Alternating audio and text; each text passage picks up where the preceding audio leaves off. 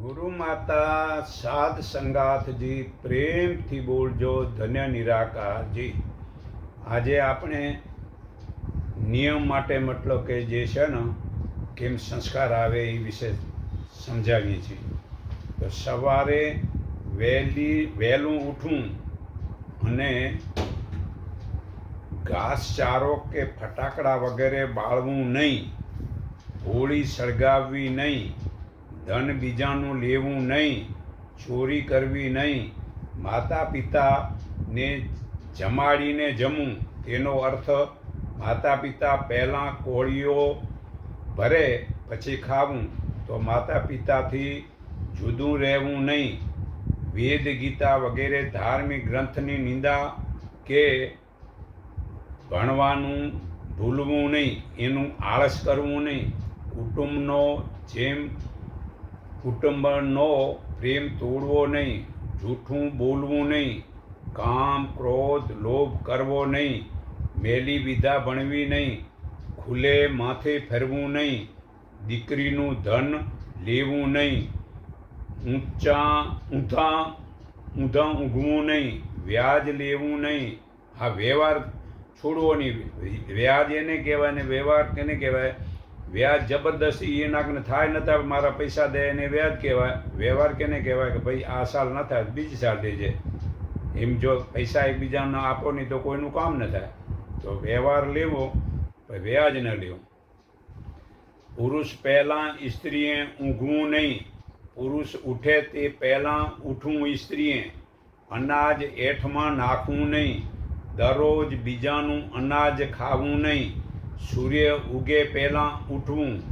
જમતાં થાળીમાં એઠું મૂકવું નહીં. પાણી વિના પેશાબ કરવો નહીં. 10મો ભાગ કમાઈનો ધર્મમાં વાપરવો. જળ પથ્થરની મૂર્તિ પૂજવી નહીં. જુગાર રમવું નહીં. ટીવી, છંદ, સિનેમા, ભવાઈયા, ક્લબ વગેરેથી મન બગાડવું નહીં ને તેમાં જોવા પણ નહીં. કુપાત્રને મદદ કરવી નહીં. ફૂલ તોડવું નહીં. બેસીને જમવું. સ્નાનમાં શરીરને અંગ ચોળીને નાહવું. વિરુદ્ધ આહાર કરવો નહીં. વાદ વિવાદ કરવો નહીં. સારું કરેલું બીજાને બતાવવું નહીં. સ્ત્રી જોડે એકાંતમાં રહેવું નહીં. વેર વ્યભિચાર કરવો નહીં. નીતિ એટલે કે બોલીને ફરવું નહીં. પાણી બગાડવું નહીં. હવામાં ફટાકડા કે બીડી વગેરેથી પ્રદૂષણ કરવું નહીં. પેટ ભરીને ખાવું નહીં. બીજા ઓડકાર પછી ખાવું નહીં. બીજાને છેતરવું નહીં. પારકાના દોષો જોવા કે બતાવવા નહીં. ઝઘડો થાય એવું વર્તન ન કરવું. ચિંતા થાય તેવું ધન લાવવું નહીં. વૃક્ષ વનસ્પતિ ઉગાવો. એકલા સુખી થવાની ઈચ્છા રાખવી નહીં. બે વિરોધીઓ આગળ જુદી જુદી વાત કરવી નહીં. સત્ય કર્મમાં મૃત્યુથી ડરવું નહીં. સેવા, સંપ, પરોપકાર, પ્રેમ જીવ પ્રાણી માત્ર ઉપર કરવો. ઉત્તમ ધંધો જે પોતાના બાપ દાદાનું જે કર્મ છે તે ઉત્તમ ધંધો છે. ગીતાજીના અધ્યાય 4 શ્લોક 15માં પુરાવો છે. તો તે ઉત્તમ ધંધો છે. છતાં ખેતી, વૃક્ષ વનસ્પતિ ઉગાવો, વાવો, પાણી પાવો. બીજા નંબર ઉદ્યોગ કરવો. ત્રીજે નંબર કર્મે નીચ નોકરી છે. હાલમાં બધાને વેદ ગીતા વગેરે શાસ્ત્રનું જ્ઞાન ભણાવવું નથી અને સર્વને શરૂઆતમાં જ ભૌતિક ભણવાનું ભૂત વળગ્યું છે. તેથી ઉપરના નિયમ સમજ્યા જ નહીં કે તે નિયમનું પાલન કરતા જ નથી, તેને ભૂત જ સમજો. જે ધન કમાવાનું નીચ નોકરી વધુ પસંદ પડે છે તેનું મુખ્ય કારણ સરકાર છે. સરકાર મનુષ્યના મત લેવા માટે પોતાની ગાદી સીટ ટકી રહેવા નીચ વર્ણને અનામત નોકરી આપવી, પેન્શનવાળાને દિવસે દિવસે પગારનો વધારો કરવો. તેથી પોતાની સરકારને મત મળે તેથી અજ્ઞાની નીચ નોકરી લોકો વધુ પસંદ કરે છે અને ખેતી જે ઉત્તમ ધંધો કોઈને કરવો ગમતો નથી. અને હાલમાં તો બધાને લોન લઈને નવા ધંધા કરવા છે, પણ કોઈને જાત મહેનત કરવી જ ગમતી નથી. જે જાત મહેનત ઈમાનદારી પરસેવાનું ધન ઘરમાં આવવું જોઈએ, જ્યાં પરસેવાનું ધન આવતું જ નથી, એટલે ઉપરના નિયમ વિના ભક્તિ સાચી થતી નથી. ભક્તિ કરે છે તો ખાલી કર્મકાંડના પાખંડ જ કરે છે, એ કર્મકાંડના પાખંડમાં જ પડી રહે છે. તેમાં પાખંડ ધર્મનો વધારો થતો જાય છે.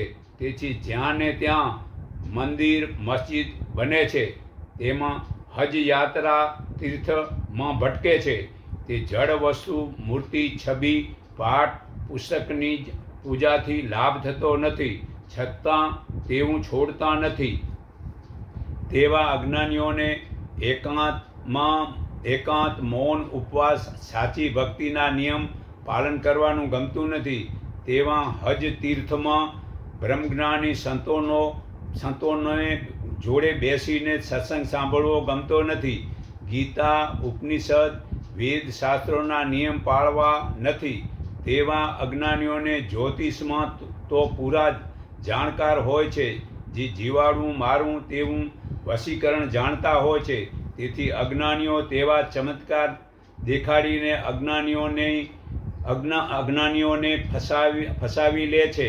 તે ભોળા અજ્ઞાનીના ધન વડે મેવા મીઠાઈ ખાઈને લોકોને છેતરે છે. તેવા અજ્ઞાનીઓને પુરાણો પૂજા પાઠ વગેરે મોઢે યાદ હોય છે. તેને હાલમાં માન મળે છે, પણ દેશનું દેવું કેમ ઓછું થાય તેવું રાજા કે પ્રજા કોઈ પણ વિચારતું નથી. તો શાંતિ થાય ક્યાંથી? તો શાંતિ માટે તંત્રને સુધારો. જે શાસન તંત્રની ભૂલોને કારણે આપણા દેશને કેટલું નુકસાન થાય છે તેનો હિસાબ કરવામાં આવે તો જે કુદરતી આફતો, જે દુષ્કાળ, પૂર, ભૂકંપ વગેરે દેવી ક્રોપથી થતું નુકસાન કરતાં કેટલું વધુ વધારે લાંચ વગેરે કારણે જે કામ પાછું ઠેલવાથી ટેવને સુધારો, કામચોરી, વેઠ ઉતારવી વગેરે દોષોથી શાસનતંત્રને સાવ કચરાપેટી જેવું બનાવી દીધું છે. જે બેમાની જે રોજ ચલાવે છે તેથી જ વધુ દુઃખ થાય છે. જો આપણા રાજકારણ કાર્યકર્તા પોતે પોતાની ઈમાનદારી અને જવાબદારીનું પાલન કરે તો દેશની કાયાકલ્પ થવામાં વાર ન લાગે. દરેક પોતાની ફરજ સમજે તો દેશ આગળ વધે છે. જો સરદાર ચૂડામણના લગ્ન કરીને પાછા આવ્યા હતા અને પેલી બાજુ ઔરંગઝેબ મેવાડ ઉપર ચઢાઈ કરી, જ્યારે બધા જ રાજપૂતો યુદ્ધ માટે નીકળી પડ્યા હતા, પણ જે ચૂડામત એ જ લગ્નના મોહમાં હતા કે તેઓ પોતાની નવપરિણીતર પત્નીને છોડીને યુદ્ધમાં જાય કે ન પણ જાય. ત્યારે હાડા રાણીને ખબર પડી કે મારા કારણે સરદાર પોતાની ફરજ ચૂકી જશે, તો તે રાણીએ પોતાનું આ માથું કાપીને એક સિપાઈ સાથે સરદાર ચૂડાવતે ત્યાં મોકલી આપ્યો. તે સરદાર ચૂડાવતે રાણીનું કાપેલું માથું જોયું તો તેના શરીરમાં વીજળીના જેમ શક્તિ ચમકી ઉઠી. બધી જ સમસ્યાનો ઉકેલ થઈ ગયો અને એવું ઘોર યુદ્ધ કર્યું કે મોગલો વિપરીત પરિસ્થિતિઓમાં મુકાયા હતા. આ છે માનવની અને રાજાઓની ફરજનું કર્તવ્ય. ત્યાં હાલમાં રાજા વગેરે યુદ્ધ જાતે ભલે ન કરે તો ચાલશે, પણ જે આપણે બધા જ જો બેમાની છોડી દઈએ તો દેશનું ભલું થાય છે. બીજું, ઘરના સભ્યો હોય કે સમાજના સભ્યો હોય કે ધર્મ ગુરુ હોય કે રાષ્ટ્રના નાગરિક નેતા હોય, છતાં પોતાની સુવિધાને પણ અમુક હદ સુધી સીમિત ખર્ચ કરવો જોઈએ, જેથી બીજાને તે સુવિધાથી અડચણ ન થાય. એ આપણી દરેકની નૈતિક જવાબદારી નિભાવવાની હોય છે. જે સેંકડો ઉપર કેળા વગેરેની છાલ સડકો ઉપર કેળા વગેરેની છાલ ફેંકવી તે બીજાને મુશ્કેલી ઊભી કરીએ છીએ. જે રસ્તામાં ડાબી બાજુ ચાલવાને બદલે આખી સડકનો રસ્તો ઘેરીને ચાલવું, તે રસ્તામાં ગલીમાં મન ફાવે તેમ કચરો ફેંકવો, બાળકોને ફાવે ત્યાં સંડાસ માટે બેસાડવું, મોડી રાત સુધી લાઉડ સ્પીકર વગાડવા, તેમાં ઇલેક્ટ્રોનિક ચોરી કરવી અને વધારે મતલબ અવાજ કરવા, સાર્વજનિક સ્થાનોને ઘેરીને બેસી જવું, ભજન લગ્ન વગેરેમાં ગાવા વગાડવા, નાચવા, રસ્તાને રોકવા કે ગંદા કરવા અને વાર તહેવાર વગેરેમાં ફટાકડા ફોડવા, નક્કી કરેલ સમયનું પાલન ન કરવું વગેરે એવી વાતો છે જે દેખીતી રીતે આપણે સાવ નાની લાગે છે, પણ તેનાથી જ આપણામાં અરસપરસમાં સારા ગુણોનું નુકસાન થાય છે ને સંસ્કાર રહેતા નથી. સભ્ય દેશનો દરેક મનુષ્ય પોતાની જવાબદારીઓ પ્રત્યે સજાગ રહીને પોતાની અને પોતાના દેશની પ્રતિષ્ઠા જો વધારે તો દેશનું વાતાવરણ સુધરી જાય. દરેક વ્યક્તિ આપણે સારા વિચાર કરીએ તો દેશની પ્રગતિ થાય છે. જ્યારે આપણે પોતાના પરિવારની જેમ દેશમાં કેમ સારું થાય તેનું ધ્યાન આપવું જોઈએ. જીવનની દરેક સિદ્ધિ માટે સોચ, સ્નાન, સ્વચ્છતા, કઠોર શ્રમ, સમયનું પાલન, આહારની શુદ્ધિ, ઇન્દ્રિયોની સંયમ, વિશ્વાસ વગેરેની પોતાની જવાબદારીનો નિભાવવી અને જે શોક, નિરાશા, ભય, કામ, ક્રોધ, લોભ, હિંસાથી બચીએ અને ઉત્સાહ, ધૈર્ય, સાહસ, સંતોષ, વિશ્વાસ, સ્થિરતા, એકાગ્રતા જેવા સદ્ગુણો જીવનમાં ઉતારીએ. જો મનને એમ જ જંગલી ઘાસની જેમ ગમે તે દિશામાં આગળ વધવા દેશું તો તે આપણે પોતે જ પોતાના શત્રુ બની જશું. મનની શુદ્ધિની જરૂરી છે. ધન બધાને ગમે છે, તેને મેળવવું અને વધારવું, પણ મહેનત કરીને વધારવું, તેનો હિસાબ ચોખ્ખો રાખો. તે ધન ઈમાનદારીનું હશે તો જ સારા ગુણ વડે કરકસર થાય છે અને સંસ્કાર આવે છે.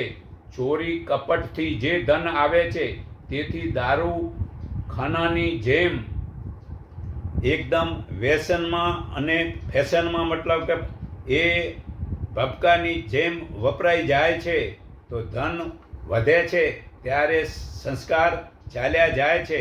આપણે આપણા આત્માનો અવાજ સાંભળીએ અને પરમાત્મા વડે નિર્ધારિત કર્તવ્યનું પાલન કરીએ તો જ જે મહાન જવાબદારીઓની શાનદાર ઢબથી જે નિભાવે અને સંતો, બ્રાહ્મણો, પુરોહિતો, નેતાઓ અને પ્રવચનકારો પોતાની જવાબદારી નિભાવે તો દેશનું હિત ચોક્કસ થાય છે. તો શાસન શાંતિ સમાન ભાવ રાખવાથી જ મળે છે. જો ઘરમાં, કુટુંબમાં, દેશમાં, વિદેશમાં અને વિશ્વમાં શાંતિ જોઈતી હોય તો મનુષ્ય માત્રને વેદ, ગીતા વગેરે ધર્મગ્રંથ ભણાવે, તે જ્ઞાન જીવનમાં દરેક ઉતારે તો જ ઘરમાં, કુટુંબમાં, દેશમાં,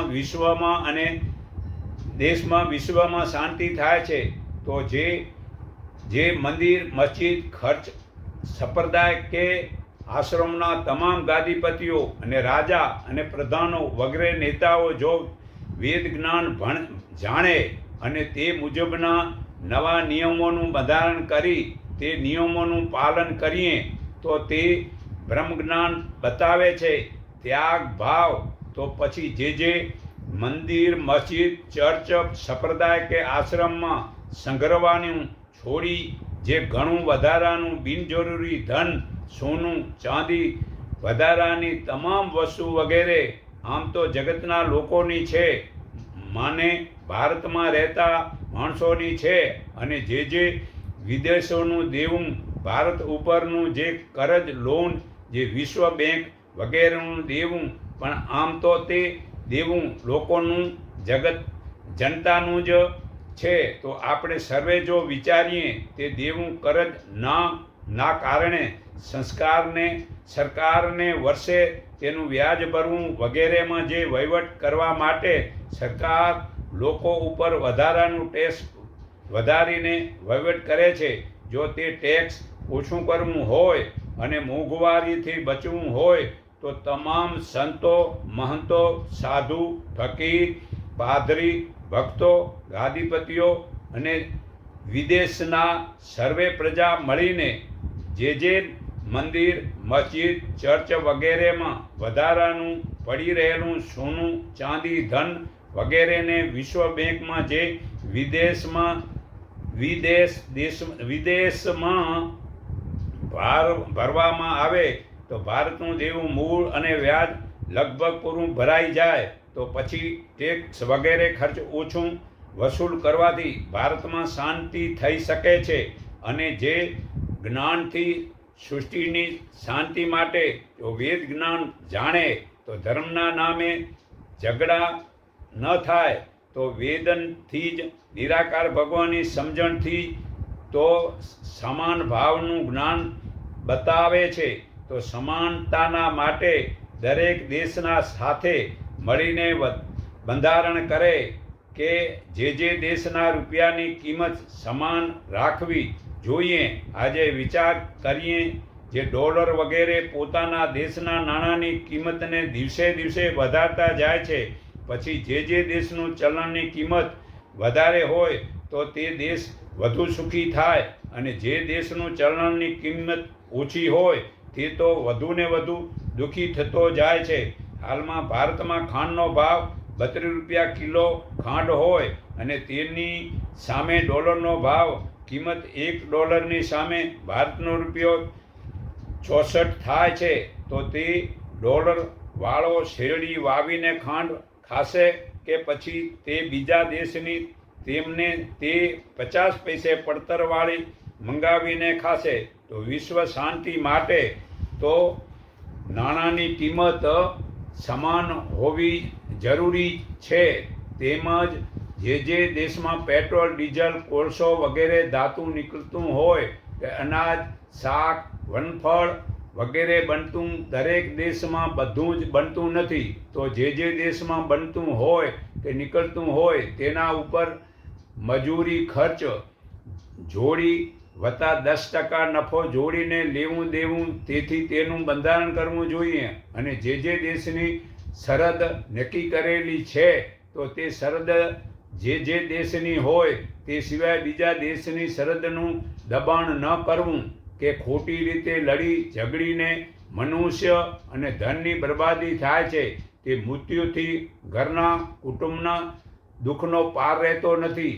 તો તેવું લડવું બંધ થાય તો ઘણું ધન બચત થઈ જાય. બીજું, જે રમત, ક્રિકેટ વગેરે ઉપર જે દેશો રમાડે છે અને તેવું રમવું વેદમાં તો નથી જ લખ્યું.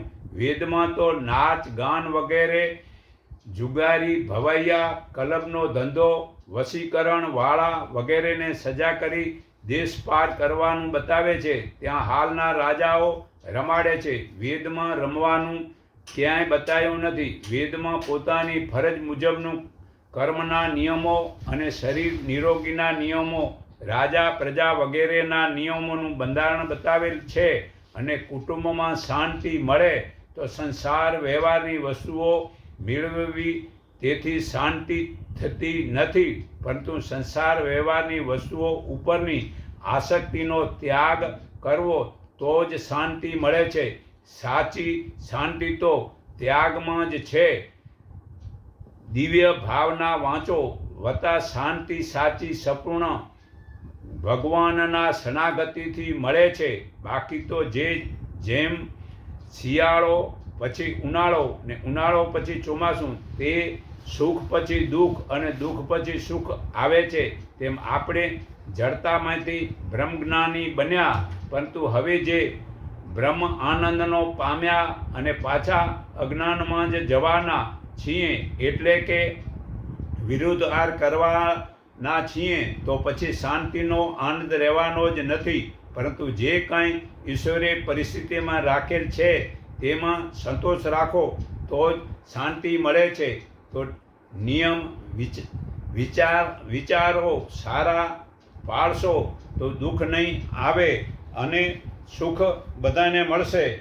તો નિયમ આપણે ની અંદર હર પડે એવો ભાવ રાખવો જોઈએ કે હું મૃત્યુલોકના નિવાસી નથી, પણ ભગવાનનો જ અંશ હોવાથી તે ભગવત ધામનો જ નિવાસી છું. આપણી કમાણીમાં બીજાના હકનો એક દાણો પણ ન આવી જાય તે વાતની ખાસ સાવધાની રાખવી જોઈએ. જ્યારે ચેતન આત્મા જડ સાથે એકતા સાધી લે છે, ત્યારે આત્મા અહંકારતાથી મમતા ઉત્પાદન થાય છે. તેનાથી વિકાર પેદા થાય છે. તે મમતાથી કામના ઉત્પાદન થાય છે, જેનાથી અશાંતિ પેદા થાય છે અને જ્ઞાન ઢંકાઈ જાય છે. આ ગીતા અધ્યાય 3:39 પુરાવો છે. હે અર્જુન, કદી તૃપ્ત ન કરી શકાય એવો આ કામ નિત્યનો દુશ્મન છે. સાધકે એવું માનવું જોઈએ કે હું જે કાંઈ કરી રહ્યો છું તે ભગવાનની પૂજા છે અને જે કાંઈ થઈ રહ્યું છે તે ભગવાનની લીલા છે. હાલમાં મનુષ્ય પશુથી પણ નીચે ઉતરતો જાય છે, કારણ કે પશુ તો પોતાના નિભાવની વસ્તુ જ લે છે, તે બીજાઓનો હક લેતા નથી. પણ મનુષ્ય બીજાના પણ હકને આ ઝૂંટવી સંગ્રહ કરે છે. તો કામ ધંધો કરવાના સમયે ભગવાનને ભૂલી જવાનું ત્યારે થાય છે કે જ્યારે કામ ધંધાને પોતાનો તથા પોતાના માટે માની લે છે, તો તે બધું જ ભગવાનનું છે. 7, શરીરના પોષણ માટે તો પરમાત્મા તરફથી બધા જ જીવાત્માને થાય છે, પણ તૃષ્ણાની વાસનાની પૂર્તિ માટે કોઈની પૂરી થતી જ નથી. તે વાસના છોડી દો. 8, સાધક પોતાના દોષને જોઈને દુઃખી થઈ જાય છે. તે અફસોસ કરવાથી તો પછી તેના દોષો રહેતા નથી. ભગવાનની કૃપાથી દોષનો નાશ કરી શકે છે. 9, સાધક જેટલું જાણે છે તેટલું માનીને તેનું પાલન કરી દે તો આગળની જાણકારી તેને આપમેળે પ્રાપ્ત થઈ જાય છે. 10,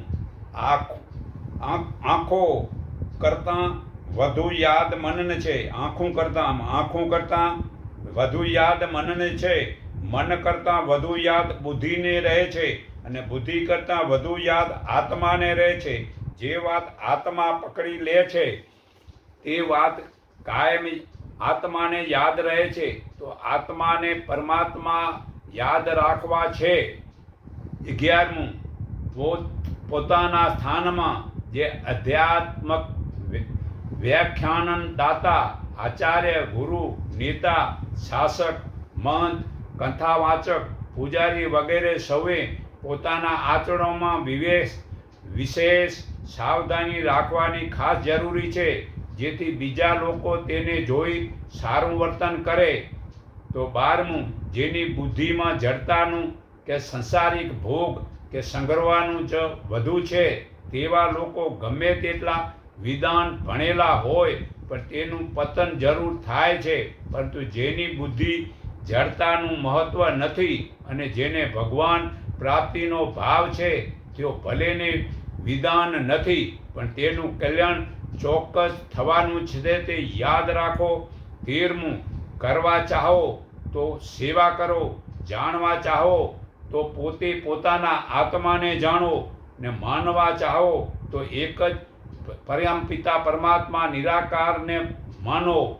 ત્રણેયનું પરિણામ એક જ આવશે. 14મું, જેવી રીતે કલમ સુંદર હોવાથી લખાણ સુંદર થઈ શકે છે, પણ તેનાથી લેખક સુંદર થઈ શકતો નથી, તેવી જ રીતે મન શુદ્ધ હોવાથી ક્રિયા તો શુદ્ધ થઈ શકે છે, પણ તેનાથી પોતાનો આત્મા શુદ્ધ થઈ જતો નથી. તે યાદ રાખો. 15મું, શરીર સંસારમાં સ્થિર છે ને આત્મા પરમાત્મામાં સ્થિર છે.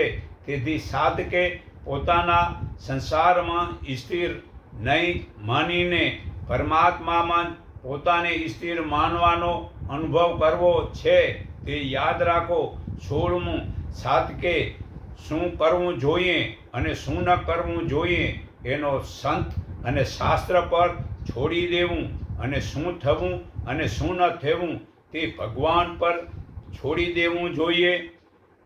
17મું, મળેલા સંસારનો ખોટો ઉપયોગ ન કરો, જાણેલા આત્માનો અનંદર ન કરો, અને માનેલા પરમાત્મામાં શંકાનો સંદેહ ન કરો.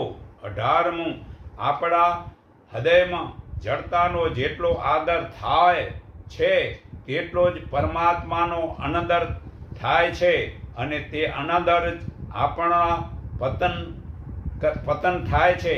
તેથી આપણી અધોગતિ થશે. યાદ રાખો. 19મું, જે વસ્તુ વગેરે વ્યક્તિનો ખોટો ઉપયોગ કરે છે તેને દુઃખ ભોગવવું પડે છે, તે યાદ રાખો. 20મું, જે આપણું છે તે સદાય માટે આપણું જ છે, અને જે આપણું નથી તે આપણું થતું જ નથી. તો તે યાદ રાખો. જે 21મું, જે નથી કરવું તે કરવાથી અને જે કરવું છે તે ન કરવાથી જ ચિંતા અને ભય થાય છે. 22મું, જે સૌનું થાય છે તે આપણું થાય છે. જે કોઈ પણ સમયે કોઈનું થતું નથી તે આપણું થઈ શકતું જ નથી. તો સૌનું છે તે પરમાત્મા છે, અને સૌના નથી તે માયા છે. 23મું, સાધકનું જે કાંઈ વસ્તુ વ્યક્તિમાં મોહ છે તેને ભગવાનમાં પ્રેમ કે ચિંતન નહીં થાય. યાદ રાખજો.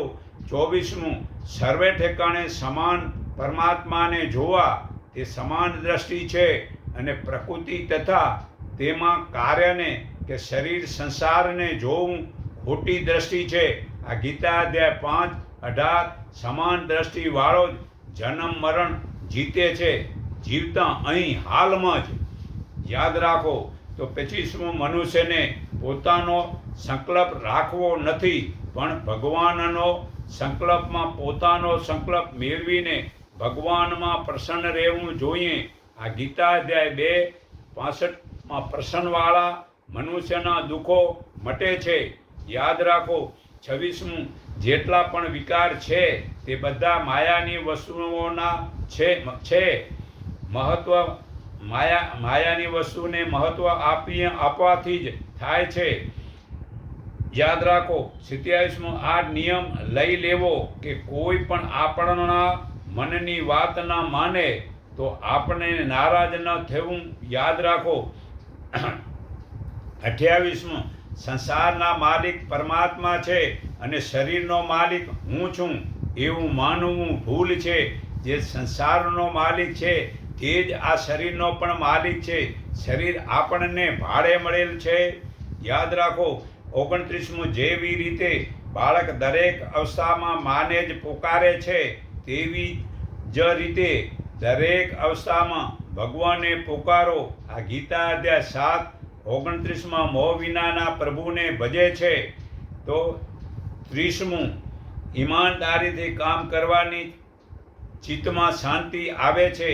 બેમાની કરવાથી કામ કરવાવાળાના ચિત્તમાં અશાંતિ રહે છે. આ ગીતા અધ્યાય 7:28 પુણ્યકર્મવાળાને પાપ નાશ પામે છે. 31મું, જો જાણવું જ છે તો અવિનાશી પ્રભુને જાણો, વિનાશી માયાને જાણીને શું લાભ. 32મું, જ્યાં સુધી સારા ખરાબની અસર પડે છે ત્યાં સુધી કર્મયોગ, જ્ઞાનયોગ, ભક્તિયોગ વગેરેથી કોઈનો પણ તે યોગ સિદ્ધ થતો જ નથી. યાદ રાખો. ગીતા 6:8, યોગ સિદ્ધિવાળો પથ્થર સોનાને સમાન સમજે છે. તો જે જળ મૂર્તિની વસ્તુ જે છે ને એ પથ્થરમાંથી જ બને છે. તો 33 જો આપણા પર સારા કે ખરાબની અસર પડે છે તો માયા જીતી ગઈ, આપણે હારી ગયા. યાદ રાખો. 34મું વિદ્યા પ્રાપ્ત કરવાનો સૌથી ઉત્તમ ઉપાય છે ગુરુ માતા પિતાની આજ્ઞાનું પાલન કરવું અને તે ત્રણેયને પ્રસન્ન રાખવા. આ ગીતા અધ્યાય 3:25માં વિધાનોને આસક્તિ વિના કર્મ કરે છે. 32મું ભગવાનને પુકારવાથી જે કાર્ય થાય છે તે વિવેક વિચારથી થતું જ નથી.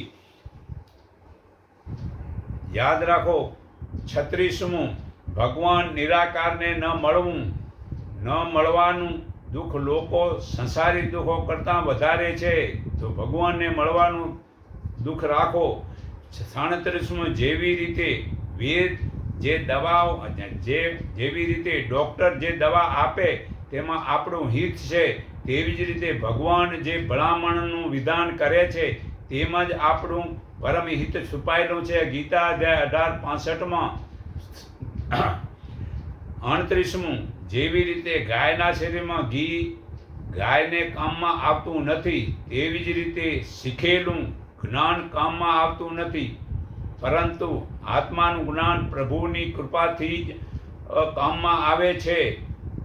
39મું તો ઠગાઈ જવામાં દોષ નથી, ઠગવામાં દોષ છે. સાચી વાતને સ્વીકારવી તે મનુષ્યનો ધર્મ છે. 40મું એક મનુષ્ય પોતે જો સુધરી જાય તો સમાજ સુધરી જશે.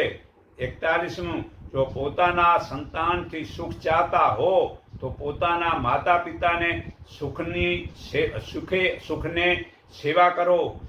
42મું અંતમાં એકલા જ જવું પડશે, માટે પહેલેથી જ એકલા થઈ જાઓ.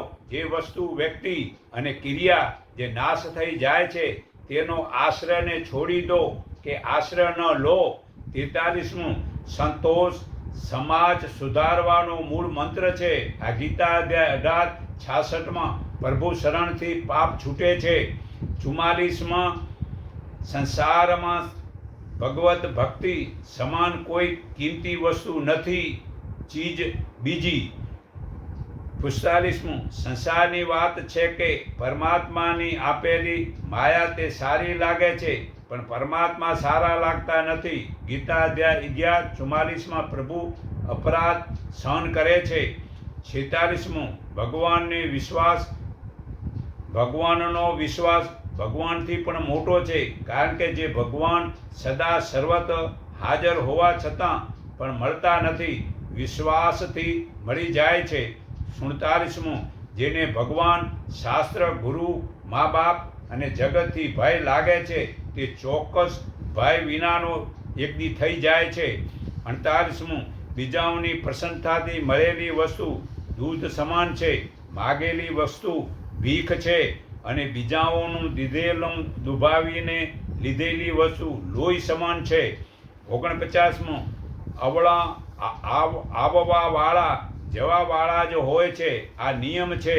50મું શરીર નજીક દેખાય છે અને પરમાત્મા દૂર દેખાય છે, આ જ અજ્ઞાન છે, કારણ કે પરમાત્મા સાવ આમ નજીકમાં નજીક છે અને નિત્ય રહે છે, શરીર નિત્ય નથી. આ ગીતા અધ્યાય 13-16માં પુરાવો છે. તો